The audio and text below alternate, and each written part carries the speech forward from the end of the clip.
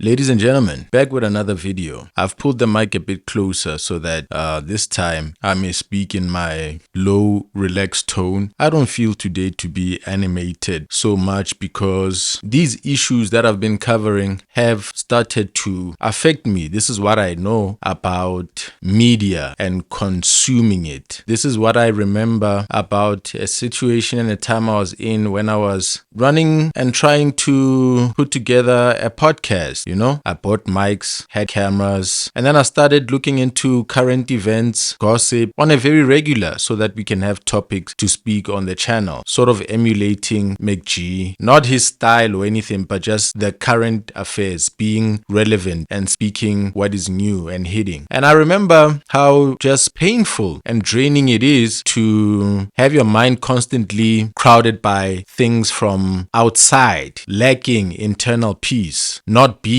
able to think about your mortality, to think about your life and the afterlife if you're a Christian and you believe that there's a life beyond this one, and to think about the Lord who grants us passage to a blessed afterlife instead of a Christless grave followed by a hell. And so I had to realize that I was becoming very unspiritual and very connected to the world, and the things of the world are very entertaining. What actually happens is that as you consume these things, they start to consume you. So you now find yourself getting tired while having the fun, while keeping up with these things. It starts to become nicer and nicer and nicer to know these things and to speak about them, but then it really starts to kill your battery in a way. While it's nice, there's something called the death scroll. That's somebody whose eyes are getting red and your brain is about to suffer an aneurysm, but that next video, will give you a laugh, which leaves you even more drained. So pack that aside. That's how I'm feeling currently. Following these stories has now made me highly alert to what is currently happening, and I'm thankful at the same time that this time I'm following a crucial subject, a crucial story, something that has epic and immense importance to the life of me, the life of South Africans, and our race relations as the world is now starting to get divided. We are living in this time. I'm an adult during this time, and I cannot keep quiet about it. I have to be watching. I have to understand and prepare myself and my children for the world that is to come and the new world orders that are being slipped in. You understand? So I'm happy for the subject, but in my very convenient and very timely decision to get on YouTube and start being regular with these videos and to follow the events around Elon Musk and Donald Trump, that is what brought me back to YouTube. In so doing, I've come across something that looks very sketchy. I've been realizing and seeing a number of things coinciding. Things that are quite honestly scary. They look clandestine. They look organized in an amazing way. And a few days ago when I started this, about a week ago, when I started doing this YouTube channel, and I said that there would be escalations, that Elon Musk is somebody who does not seem to have a personality of backing down. He declares wars on people. He goes into fights with people. I saw him going into a very serious, nasty fight with the MAGA movement, the people who are hardcore followers of Donald Trump.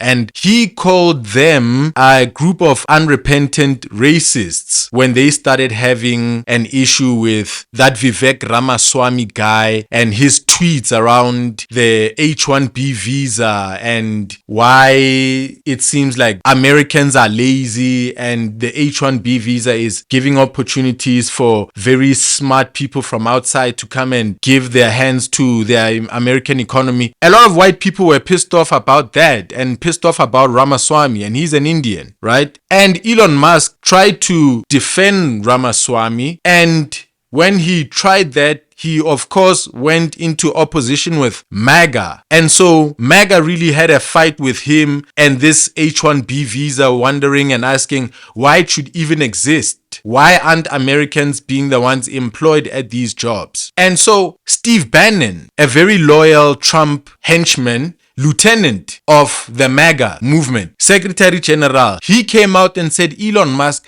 we are going to go down to the ground with you. We are not afraid of you, dude. We are literally we're gonna rip your face off. He said that to Elon Musk. Screw you. Don't come up and go to the pulpit in your first week here and start lecturing people about the way things are going to be. If you're going to do that, we're going to rip your face off because you can't beat us. We're not beatable. This army of the awakened's not beatable because we're relentless and we will never surrender and we will never slow down. And yes, if you go low, we'll go to the center of the earth. And so that was for the first time I saw Elon Musk sort of backing away. And since then, he sort of stayed away. He's gone and pursued his whole thing with Doge, etc., finding corruption, standing next to Trump in the Oval Office, speaking about efficiency. He has ran away from the MAGA people. I have never seen such an angry, vicious response from white people. That has to be the bar for me. So trust me when I say I'm following these events.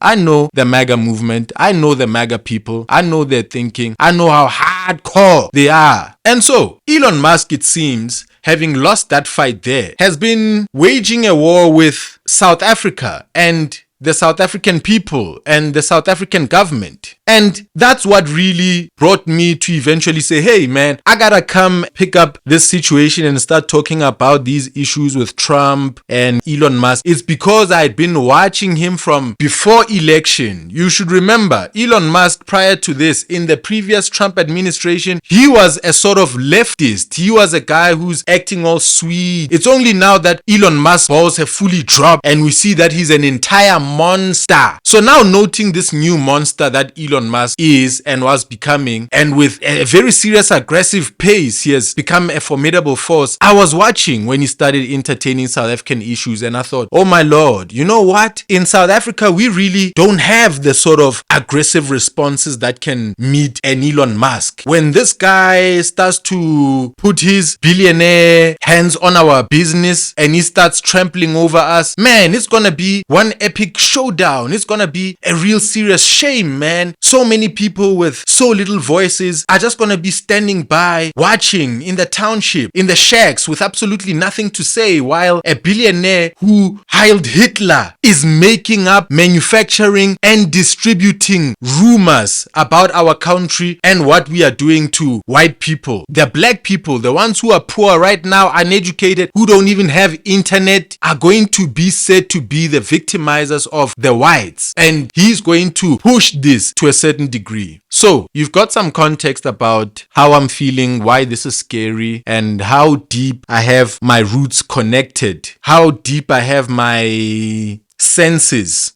buried into this situation, how closely I've been listening to it. Now comes Nota, somebody who for a very long time I've been seeing trying to tweet and get the attention of Elon Musk. His pinned tweet on his Twitter is that of Kanye West. I think Kanye West several years ago mentioned an article that Nota had written, if my mind is clear. And you can see that has been a badge that Nota has been wearing. He's the South African who has been mentioned by Kanye West, and you can go and see his pinned tweet. It's there. It's his trophy on the wall. And now, seeing Elon Musk entertaining South African issues, I've really been wondering, what voices do we have? Who is going to step up and try to speak with Elon Musk?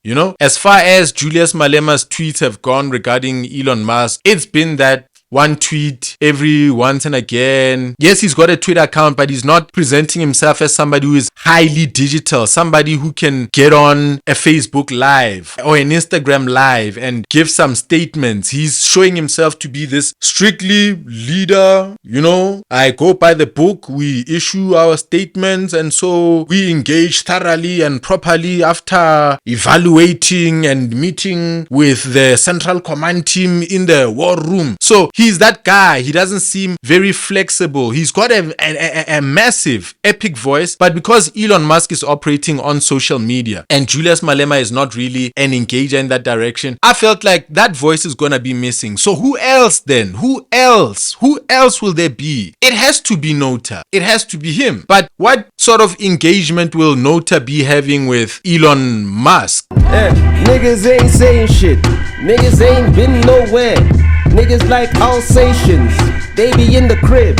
You are negotiating with an animal, a wild dog. You cannot expect the same behavior of a human being that you're expecting of a dog. On the couch, barking, don't bite, it's just the dog, just the dog. If a dog chews up your couch, you're not gonna beat your dog because he chewed up your couch. It don't walk, nigga. On the couch, barking, don't bite, it's just the dog. What sort of controversy is he gonna stir up? Because that's the style he's known to engage with people with the most, with rigorousness and violence and dish, bash. So I was wondering, is this guy gonna be fighting Elon Musk? Is he gonna try to take the opposing side of Elon Musk and his Starlink and say, Futsek, don't bring that thing here? What is he gonna try to do to get Elon Musk's attention? What is this gonna play out as? How is this going to go? I was asking myself. And then Nota would go on DJ Spoo's podcast and he would suddenly go on an off-ramp like I had never seen before. Nota is a current affairs person. He's a musician. He normally goes on podcasts and he talks about politics, he talks about technology. He knows a lot of things. But this one, and even his appearance, his demeanor, he came looking like he had drank Nteles. I don't know what Nteles he does, but I'm trying to describe an African potion that men apparently drink before they go out to commit something gruesome. It's said to strengthen them and give them a courageous, evil, ugly heart that will allow them to commit the task. He looked on his face like,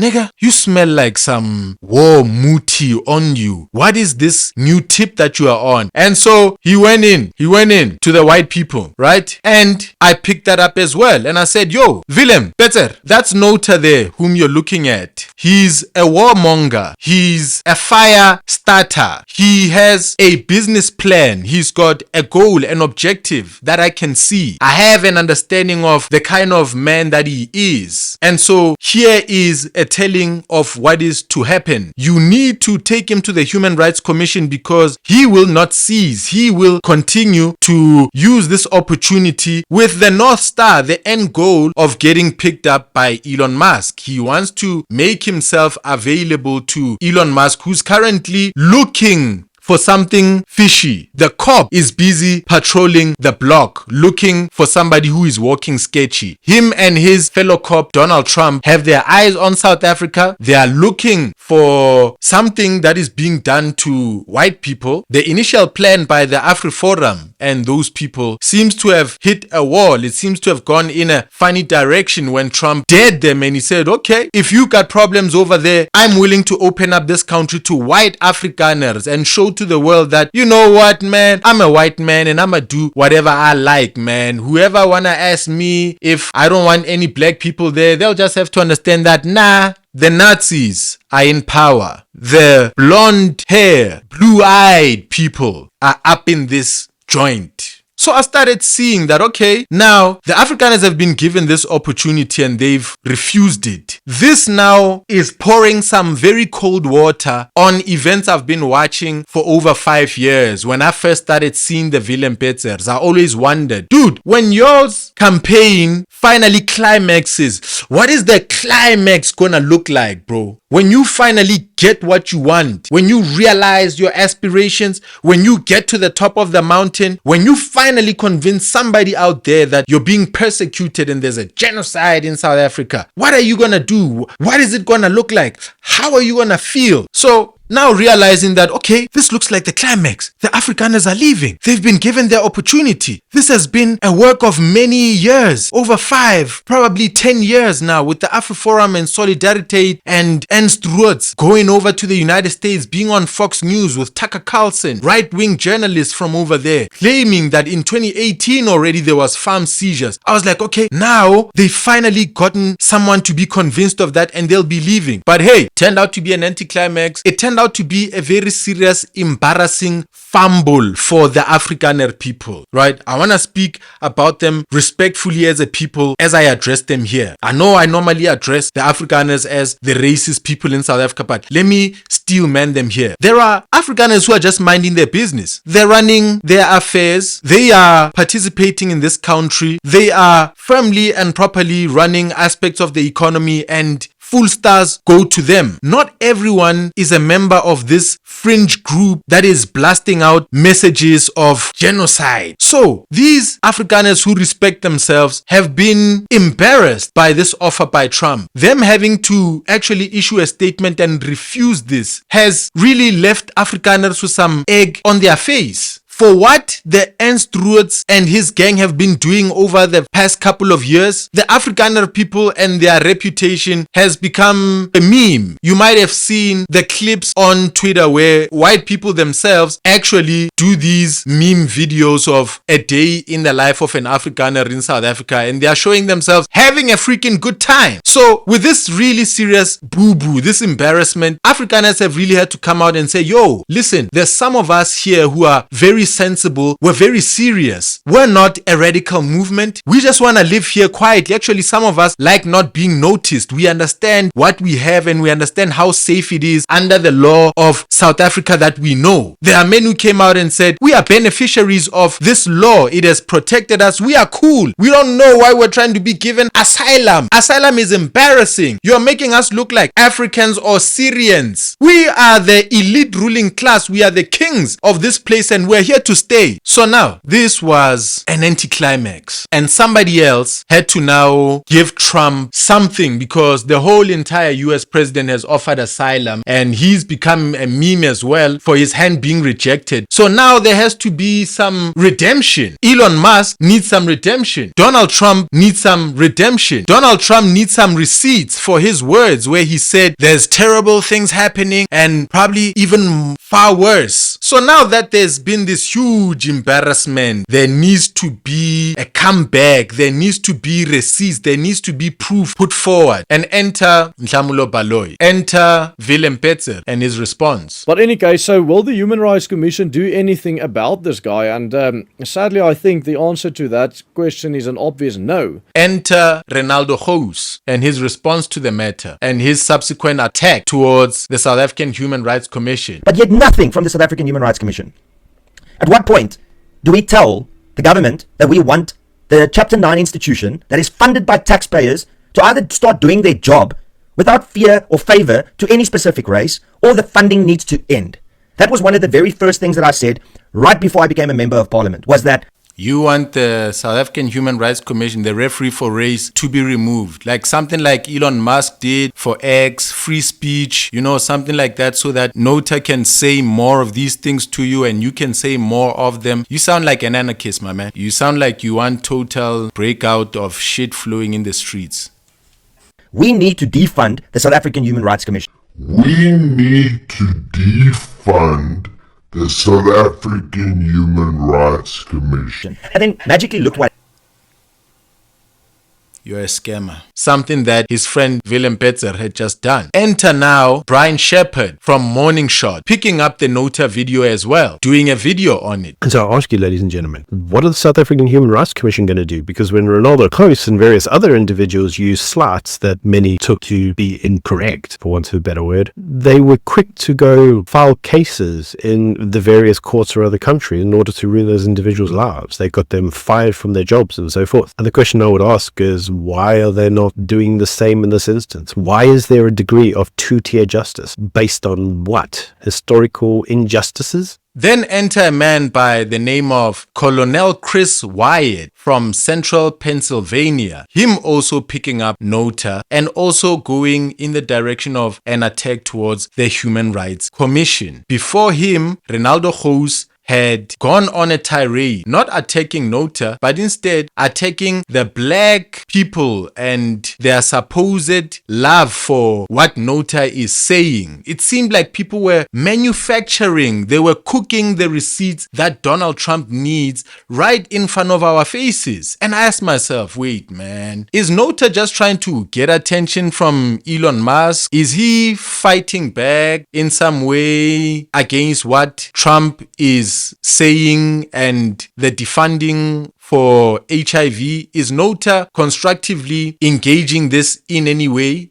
Could he perhaps be making a mistake by choosing this current moment to make the statements that he's making? Could he be falling into the hands of the cop who is just circling the block looking for some evidence? I started wondering, why is all of this happening together all at the same time? Then, of course, I started realizing something else, which I mentioned, the attack on the Human Rights Commission. If you listen to Colonel Chris Wyatt over there, I've covered Renaldo and Willem Petzer. You've heard them attack the Human Rights Commission. Cue here now somebody in central Pennsylvania also doing the same.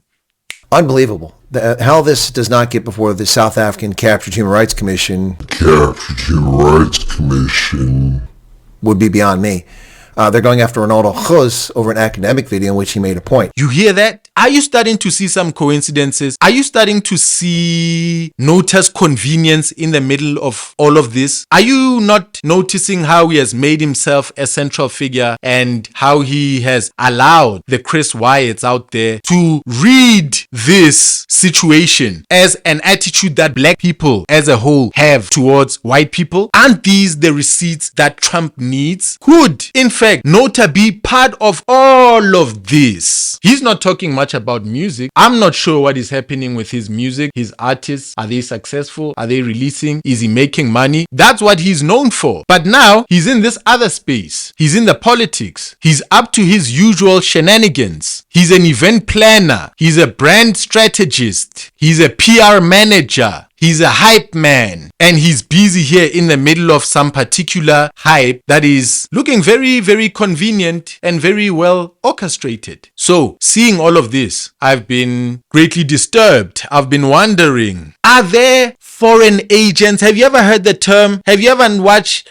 American movies and you've seen people who are called spies, people who are working for the foreign government, people who are trying to give the foreign government the dirt that it is looking for, etc., etc. Do you not see Willem Petzer, Ronaldo Gouws, Brian Shepard, Colonel Chris Wyatt? Do you not see them working together? Do you not think DJ Spoo is also there providing his platform so that something could be done? So all of this has disturbed me. I'm seeing an attack on the South African Human Rights Commission. I'm just a person. I'm not an investigator, but I am smart enough to see some patterns, and I'm seeing them over here. And I'm seeing a sketchy character that I actually know about, and I'm wondering what he's doing all of these things. So, lastly, before I depart, I want to perhaps tell the future and what is to happen next. I will be doing a video on Colonel Chris Wyatt and Brian Shepard to listen to how the white ears are busy interpreting this. I want to listen closely to how Nota's utterances are being directly linked to the general black people. I want to see how that generalization of us is going to be manufactured right in front of us. But before I depart, I want to another prophecy over here. There's a channel by the name of Citizen Concern. It is hosted by Katlego, and a lot of white people love that channel and the things that she says. I'll be looking into a video where she, a black woman, has gotten on camera to say that white people are superior. And I will show you a number of things about her channel that show the channel to be anti-black primarily. Its sentiments, there's a lot of anti-black, hateful sentiments, disparaging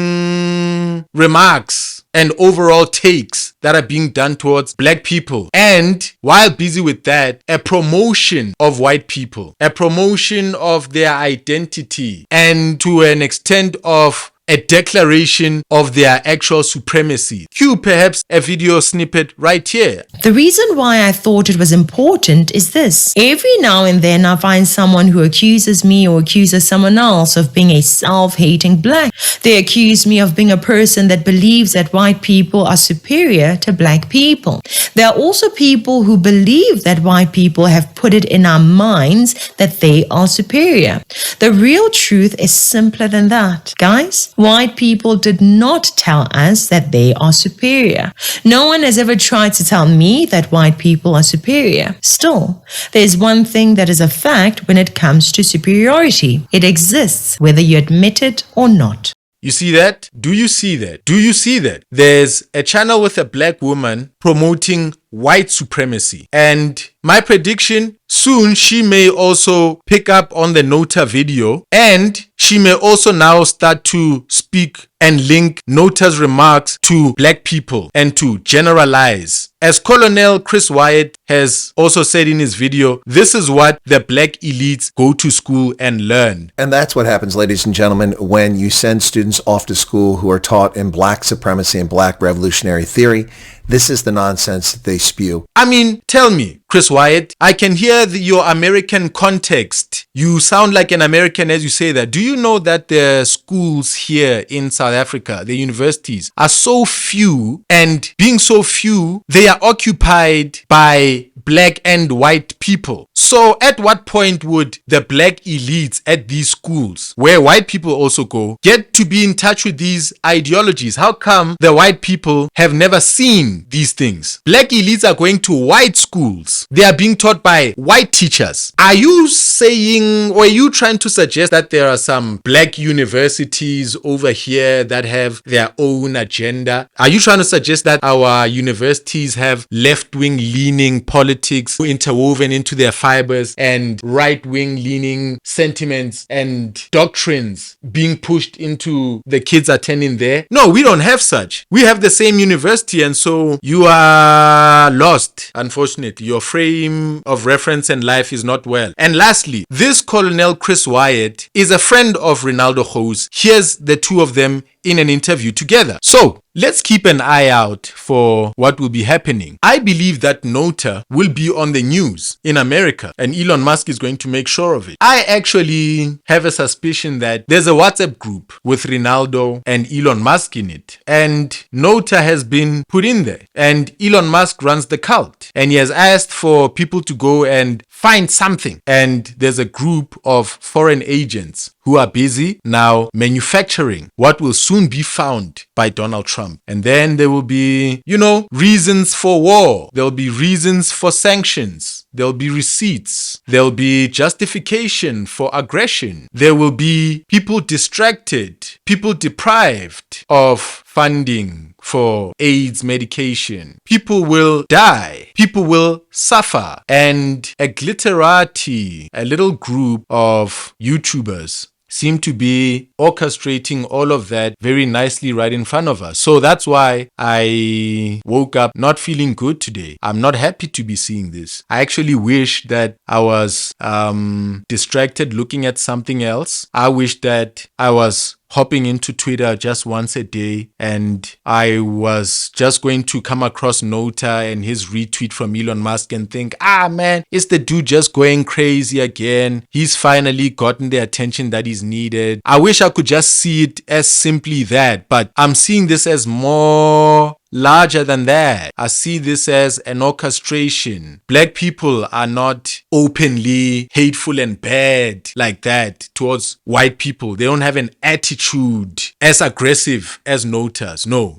Black people are quite afraid of white people. They're afraid to speak up. The majority of black people are currently in the offices right now working for a white boss or a white man or a white woman. And so it would be very dangerous for the everyday South African to hop on Twitter and say, white people are Neanderthals. So there would never ever be such an occurrence. If Donald Trump was looking for such receipts from the everyday South African, he would never find it. Most South Africans are not on the internet. Most South Africans really don't even have a mic. They don't have camera. They don't have a light to shoot. They don't have the confidence. So this was really looking like an anticlimax for the centuries, something to remember. The hullabaloo that went nowhere. The boy who cried wolf got offered asylum and refused it because he's actually having a good time with the wolf. But no, there are other people who are covering up this embarrassment. There are people who are now manufacturing in post the evidence that is needed. The claims have come first. White South African land is being taken and horrible things are happening to them. There's been no evidence, and now evidence in post-production is being put together, and Nota is being blasted out there as an example of what black people are saying about white people behind closed doors. And that's not the facts. That's not the truth. But Katlego will jump on and say, listen to these people. They hate you. Just listen to this. Imagine if white people were to say this. And that's the line they always insert. These race hustlers, these racism fundraisers, whenever they pick up somebody saying something wrong, especially a black person, especially this particular group that I'm talking about, because there ain't no other race hustlers. The Ronaldo Gouws, what they always say, what they always dog whistle is, imagine a white person saying that. That's because they are programming even their own people. Christians, people who know about nefarious leaders, people who have been made aware of the devil who comes as an angel of light, they are very, very, very careful to look at the leader they are following so that they don't follow a man who is evil. However, there are people who the Bible says will go to men who will tell them what their itching ears want to hear. There are men who will hand themselves over to evil leaders. They will love the evil. In fact, embrace it, become disciples, and also start to preach it. So Renaldo knows that, nah man, there are evil white people who wish for an excuse to say the most vile things. And the envelope, the ceiling, has to be raised more and more as we go towards a race war. The barrier of the rubbish that can be said about black people must become elevated by a black man who says something absolutely ridiculous, gets taken advantage of by Ronaldo, displayed to the white people who are unsuspecting as well. Not just those who want some of this, those who are unsuspecting, those who are genuinely fearful of black people, to them too. Here is a black man saying this. Imagine if you said the same. And said, what are people gonna say? What are people gonna say? There's gonna be outrage if you said. It's an invitation to come and say it. He's saying open up your ceiling. So, I think the video has been long enough. I gotta go pee.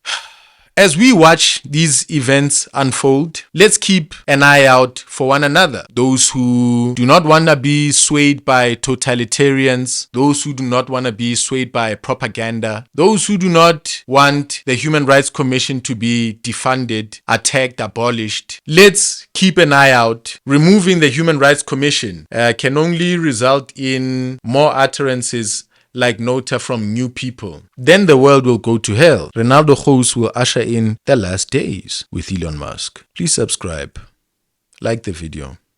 I'll see you next time. Let's go, Nota. Hit me with the beat. Let's go, let's hear Walk with me, niggas can't talk with me. Let's hear. We create a conversation. Mic closer. We here to have a conversation. Niggas ain't saying shit. Niggas ain't been nowhere. Niggas like Alsatians, they be in the crib, on the couch, barking. Don't bite, it's just the dog, it don't walk. Nigga, I just talk about it. You dream it, I lived it. Nigga, I'm wrapped up, I'm gifted. I'm a present, my presence is coming down the chimney, simply. Stringing together all these similes and metaphors. Nigga, we met before in high school when you were still pissing in your drawers and you thought that you was on the same floor as me, and I'm like, pause.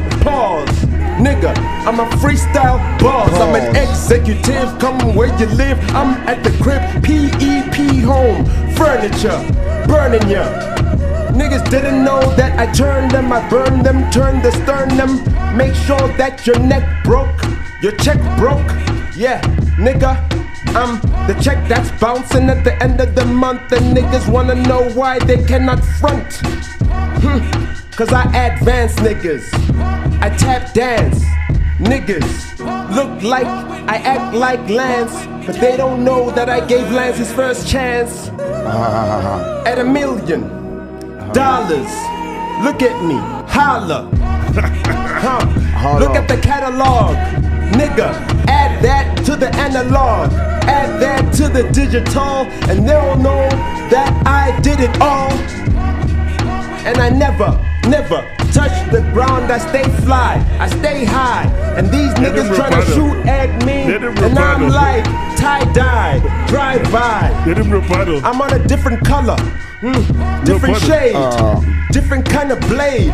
Niggas don't know that I'm not the juice, but I'm Minute Maid. Minute Maid.